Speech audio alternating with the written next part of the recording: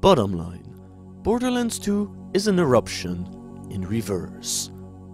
Text by Samuel Kite. This game is about one thing. There's this whole type of gun that you throw. It explodes. For each bullet left in the clip of the gun, the power of the explosion is increased. When I look for pure mechanics, whether they're purely mechanical brain traps, or purely mechanical, magical, tangible, snappy, tight, rough as the shag on a bargain bat mat, the kind that looks like a Muppet skin rug, mechanics that make you feel like you're plunging your arm, fist clenched up to the elbow in the game, being able to describe it in 3 short sentences is like item number 3 on the list of ways to know you got it. Item 2 is being unable to describe the feeling it gives you without a scary number of adjectives.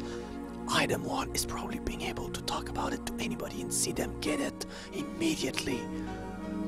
In any game where, quote, random drops, unquote, happen, the only reason to categorize a weapon, or item, or object is to offer some kind of order to the rampant chaos of true randomness that supposedly enriches the experience. You can collect some objects. They are collectibles. It's just a category of a thing. There's really nothing but the category. When one of these categories have a mechanic, then you have a power-up. Sometimes the category is the mechanic. Remember how good old-fashioned games had pure expression of this, now muddy, item generator thing we all see in every game we pick up? Some games had nothing but collectibles. Sometimes an enemy was a collectible. Sometimes the enemy will leave behind a collectible. Pulling those things apart and putting them back together get you all the types of player level ups that didn't quite happen. Well, except for going to the next level. We all like taking it to the next level. In Zelda, health was the ultimate power-up and collectible in one. Kill a monster, maybe get a heart. Go buy a potion, fill all your hearts. Find 4 heart pieces, get an extra heart tacked onto your total. Keep your hearts full and your sword powered up to fire magic darts. Contrast that to the modern RPG.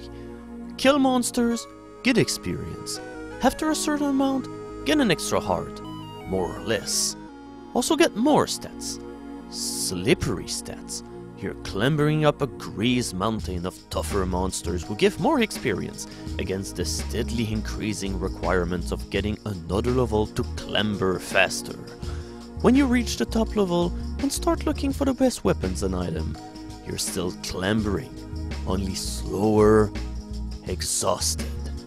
One step at a time up that mountain. You look up and see sky between the trees. You're close to finally getting to the top. Maybe a foot slips and you have to take a step all over again. Then somebody adds another mile of mountain, but at least a flatten out the part you're on. This is kind of a volcanic eruption scenario, I'm realizing. Or maybe an eruption in reverse. Stats are weird.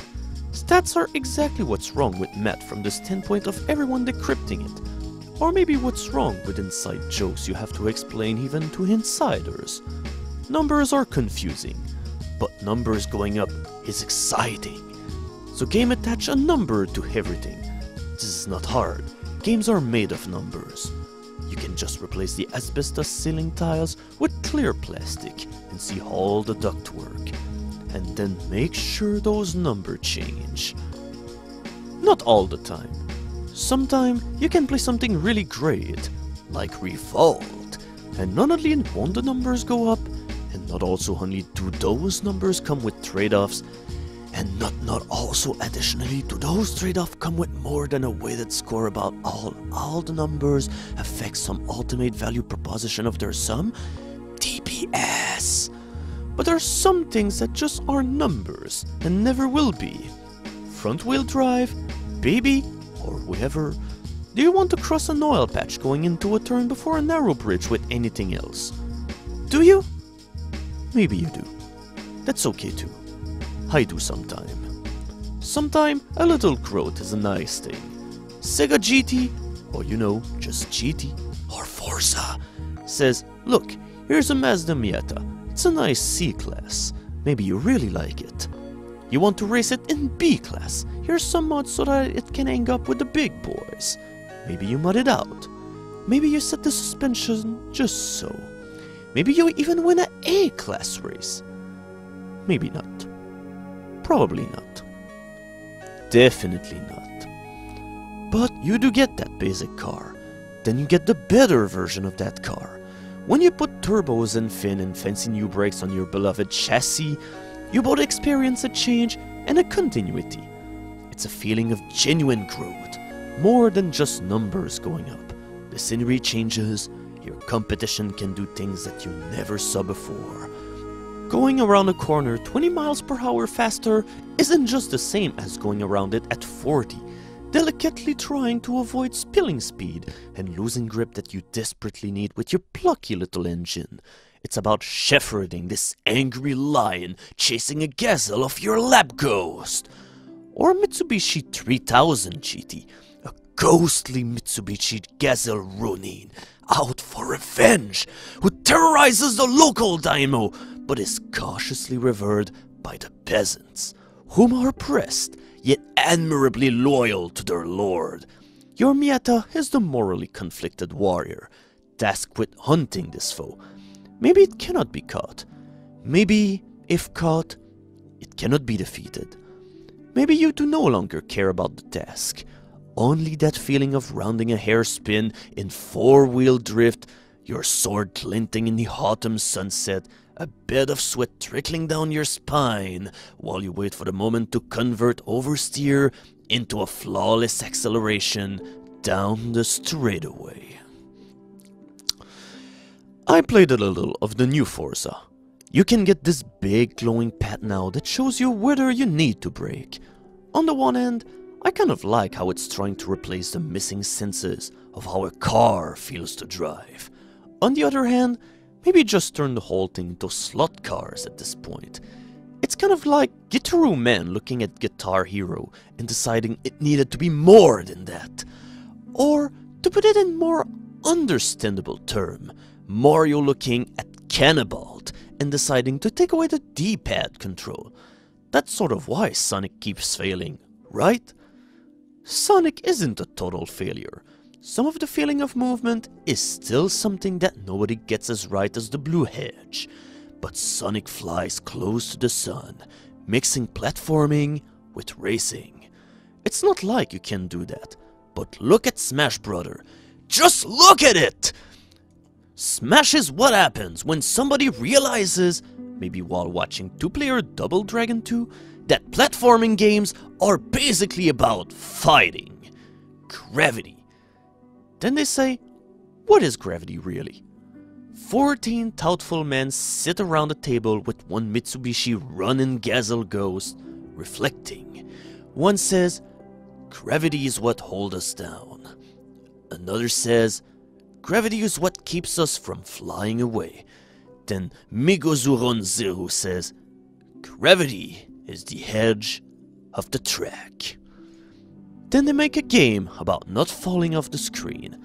The platform move and the level changes. The other players are platforms, and you are a platform to them. They can be as deadly as a spike plant coming up out of a pipe, or they can be as helpful as a Koopa as you stump bounce them. Smash Brothers is where Sonic needed to go.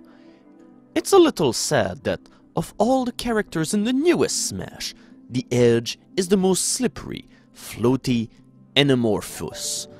It's like adding the main character from Marble Madness to Mario Kart. Note, it is a marble. Programming sprung a leak at some point and got its evolution from operations on variable to object orientation all over our peanut butter. By which I mean board and card games. There used to be these pieces. All they did was record position. There was this exogenous source of rules, man. Pages worth. Those rules will tell you when pieces move and how. Nobody looks at a piece and knows what it holds.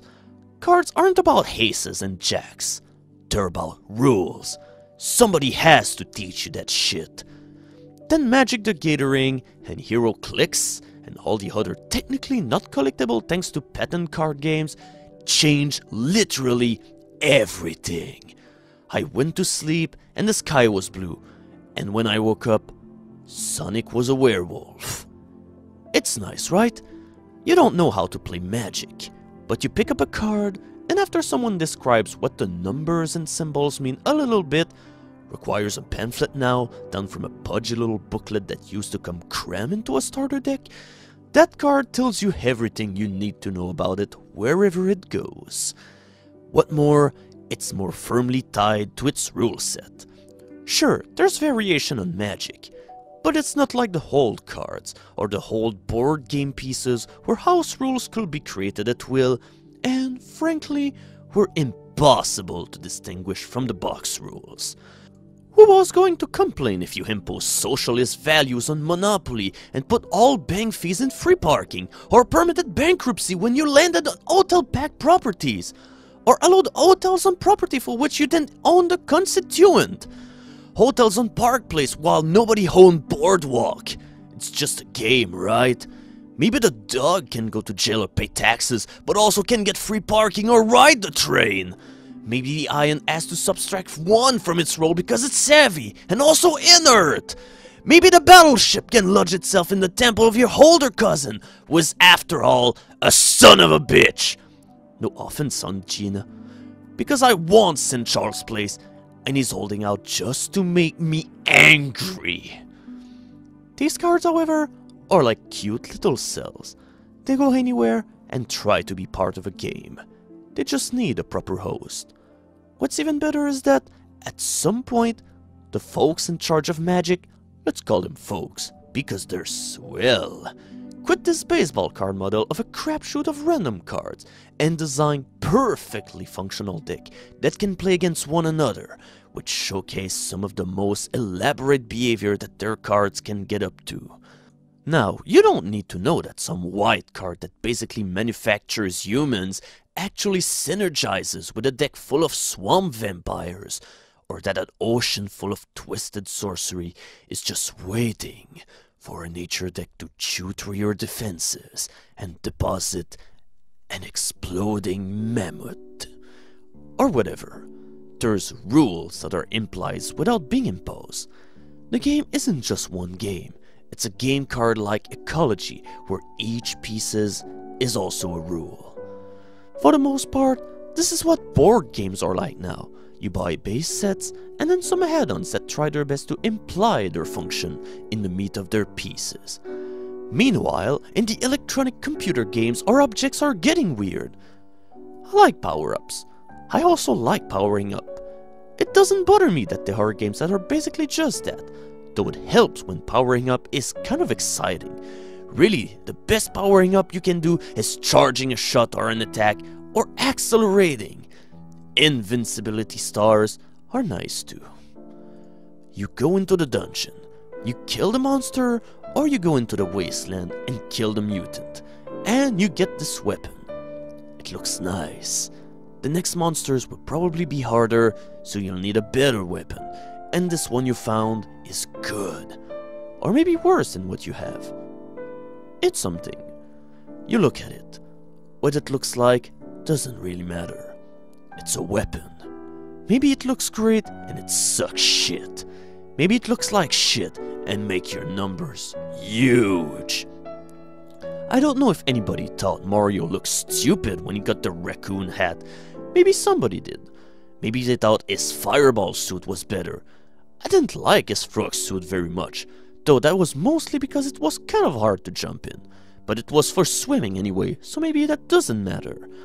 I don't know if Koopa secretly liked green shells, but switched to red because it was objectively better in-game. Suddenly, once Yoshi was in the picture, the life of a red shell Koopa wasn't worth much. That poor guy was a fireball.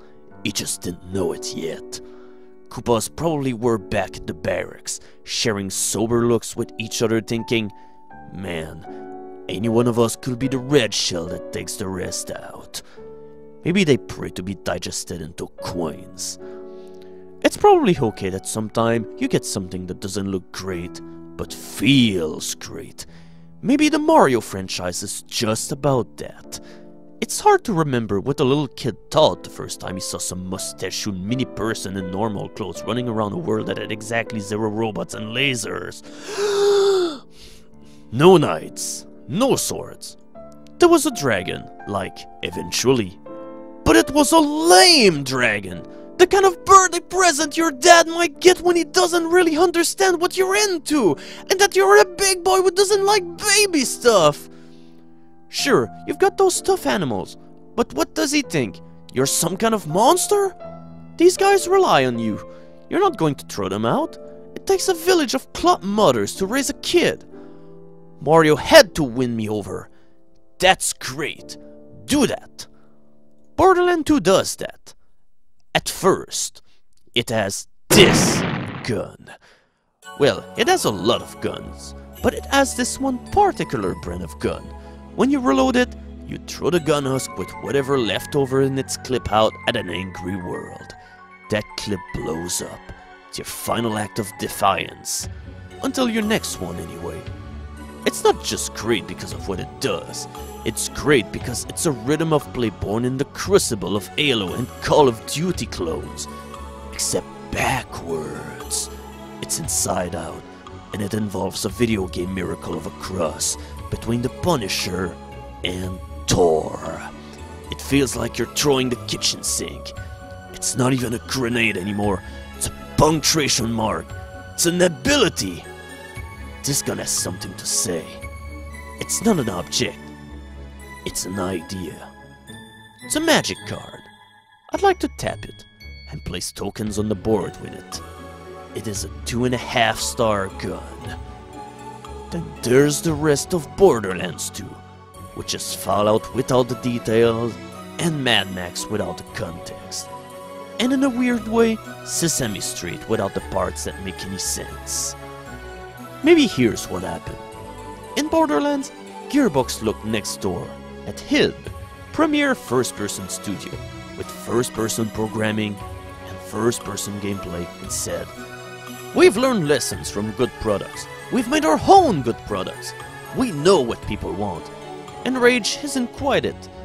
The kids want Diablo in space, and an FPS MMO. If we release before Blizzard and before HID, we'll have a piece of a pie so large, it warps space and time. They're kind of right. I don't know their sale numbers, though if I did, I could triangulate with their Metacritic score and derive a genuinely unbiased review. As it stands, it just seems like they're right. About the 4-pack and played with friends, right up until the final tentacle monster in the dimensional portal or whatever that was. I kind of ate it the whole time. I also killed a lot of guys that first time. But they're all back. The bad guys in Borderlands are like if you took the Among Us from Mad Max and split them into a Hindu pantheon of wasteland archetypes. Each essentially beholden to their Allfather and your asshole of deranged masculinity.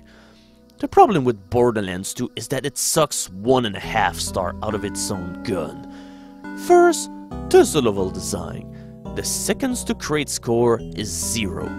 Less if you count the menu. Borderlands 2 is obsessed in that modern RPG way, with randomness as a back-of-the-box feature. If Borderlands 2 could, it will pick from a list of over 2,000 back-of-the-box features, a random assortment of 8, and present each user a different box, with different gameplay. That's how committed it is to this principle. You'll see this worship in all kind of weird spots. For instance, there will be a town full of humongous assholes you have to murder on your way to murder the next group of the exact same guys. Somewhere in this town, a bandit will stand in one of these weird video game pieces of architecture. The kind that don't exist in real life because they're too much like a tree fort without a ladder. On this balcony he'll be trapped, Rapunzel style, with 2 identical propane tanks. Big ones. The kind that you only need one of to be right exactly on a balcony next to a hut. 3 barrels filled with various volatile liquid and some electrical exploding thing. If a grenade landed within 40 yards of this asshole, it'd be inside out, on fire, and dissolving. Or maybe that's the combination that gives him superpower. In any case, you'll be wandering around after a firefight, and the game will keep enticing you with sexy red crossers saying, "Shoot this!" The game hates you. It wants you to die. But at the same time, it can't help but let you succeed. It fights you with the tool it has, an endless assortment of weapons that nobody will ever want, and take 2-3 crucial seconds to decide that you definitely don't want that. Bad guys that kind of hang out behind a box for a real long time while you wait for them to pop their head up, or if you're teleported, flaunt directly next to you to guarantee that you have no room to do anything but back it all and fire into their face repeatedly. And then there's the quirks that just don't have to do with design. They have to do with being a RPG before a shooter. Sometimes bullets go right through guys. Not in the good, bro, did you see that way? In the bad, what the fuck, why didn't he take any damage way? In a game where giant numbers weren't popping up constantly to show you, you did this damage, that will be forgivable, possibly unnoticeable. After all, who knows why that happens? Have you seen how many decimal places there are in the bits these days? Lots! Like tons of them! The floating point calculations are practically in orbit. That's not just a half-ass pun, it's also a commentary on how even the simplest games could probably pilot the Curiosity rover safely to Mars while they render your shaders or whatever. I don't know how to keep track of all those bits. I'm not going to claim every engine has to do it either. Maybe a frame of animation played a certain way, or maybe a bullet didn't really go where I thought I saw it go. But there's those damn numbers. I want those numbers to appear every time I shoot a guy who's 2 inches from my face yelling the same bullshit that was cute once and is gradually getting more upsetting. I deserve it! Instead I get nothing. Then there's how those numbers feel versus a number in any other game, instead of this kind of crucial uncertainty that makes each hit going home feel exciting, it kind of ruins the moment. You hit a guy and see a 32. Well, you can see his red bar is half gone, so he has like 60 hit points or whatever. You don't need to hit him in the head. You could just shoot him in the foot. At this point, why keep trying to crit him with a headshot, or a butt shot, or whatever this enemy's vulnerable spot is? Crits are another thing. What the fuck is that? Let me just say this. When, in Unreal Tournament, you shot a guy in the head and his head disappeared with some weapons, but with other weapons it just did some ambiguous damage, that was a great feeling mechanic. It said that these are all dudes with real heads. If you cut a head off, that's way different than hitting someone in the eye with green goo. Not that the goo isn't disturbing too. I wish that when I hit someone in the face with green goo in Unreal Tournament, their screen will temporarily get covered in a gooey effect of some kind, so that they couldn't see. Most people hated the disc shooter gun. It shot these flat blades that will decapitate a guy. Plus, they bounce off walls. When someone much better than you ran in the room and you had that gun, you could feel a moment of pure chewing satisfaction as you murmured, "Let's dance," and held that fire button down. Somebody was going to get their head cut the fuck off. It might be both of you, or somebody around the corner who didn't know what the fuck. This was an incredible gun. That's a gun like the gun that explodes when you reload it. So, speaking of that gun, the 2.5-star gun. This is kind of where the rest of the game fights you the most. When you get one of these things, you're going to want to experiment and fling it places and really enjoy what it does. You'll probably run out of ammo. When that happens, you'll switch to something else. Here's the thing. Later, you'll be at some kiosk after having gathered ammo. You'll notice you're still using your backup gun, and you'll switch to your reloading exploding gun. Like a robot programmed by a learning disabled engineer, you will immediately pull out your dangerous, volatile, explosive sidearm, fling it at the wall 2 feet from your face, and get a new one. The game automatically reloads an empty gun when you switch back to it. I kind of lost interest in that mechanic at that point. Not that it wasn't an hilarious what the fuck moment full of personality and charm, just that I'm pretty sure it wasn't on purpose.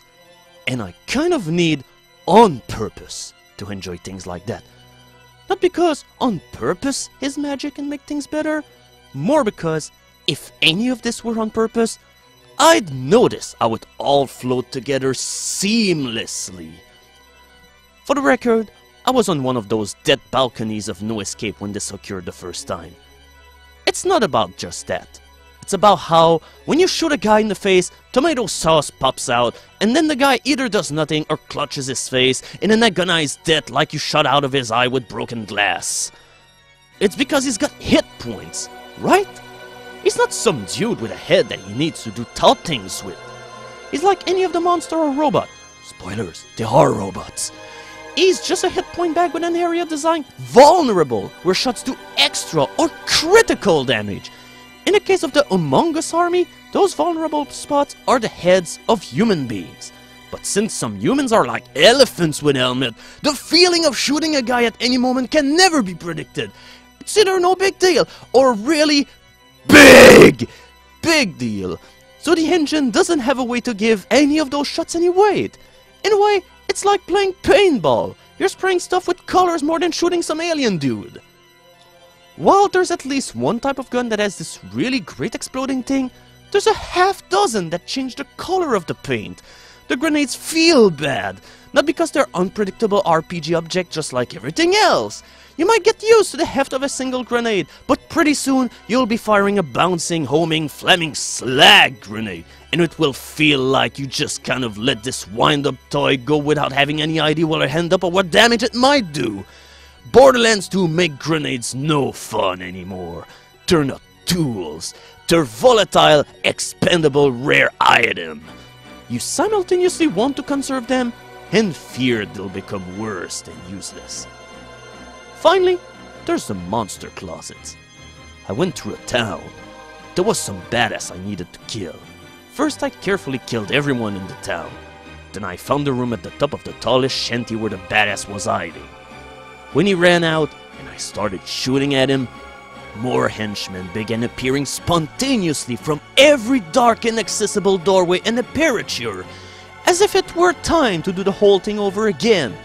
I holed up in a room behind a bar-like crate, and while I was shooting someone at the entrance, another guy appeared behind me from a hole in the wall that was, apparently, a valid spawn point. What kind of game is this? I don't know what kind of game this is. If this were an old-fashioned shooter, I'd say, okay, fine, shoot anything from anywhere, I don't mind. In the good old days, nothing made sense. You just shot it. Kids these days with their Halo Zone and modern duties have these tight mechanics like cover or sprinting, special skills, and limited weapon selections to make their experience have more tightness.